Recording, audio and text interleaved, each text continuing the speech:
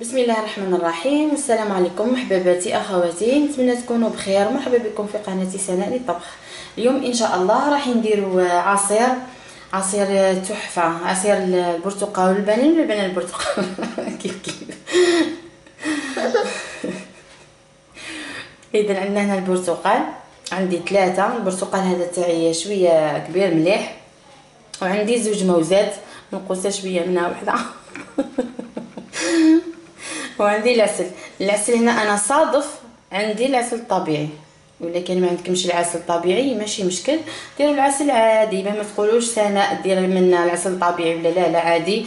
انا هنا ولا غير بركي رحت العطله لهيه شريت العسل هذا يباع عندي، ولو كان ندير العسل العادي هكذا باه نسهلوا عليكم. يا عمري يا عمري. اذا واش ندير؟ نحط في الطاس هذا تاع الروبوت تاعي، نحط فيه اولا نغسل البرتقال، خاطرش راح نغسل نعصرها بطريقه يدويه في العصاره العاديه حتى نتحصل على العصير تاعو ونعاود نرجع لكم. اذا العصير تاعي بطريقه طبيعيه حتى نتحصل على كامل العصير اللي في التشينه. اذا عصرت انا التشينه تاعي، نحط هنا العصير اللي تحصلت عليه، واللب هذاك اللي قاد لي تاع التينه ما نرميهش، نضيفو كانك هو.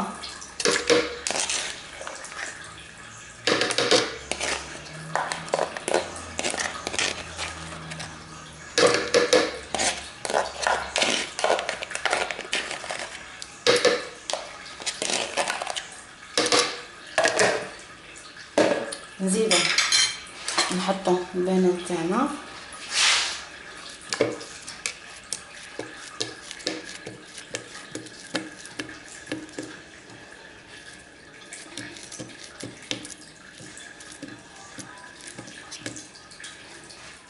انا هنايا العصير اللي تحصلت عليه نقيس قد الكميه اللي تحصلت عليها ماء، العصير اللي تحصلت عليه نقيس قدو ماء، نحطها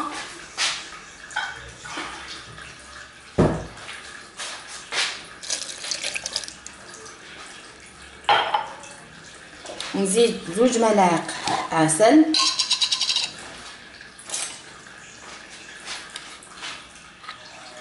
وحده،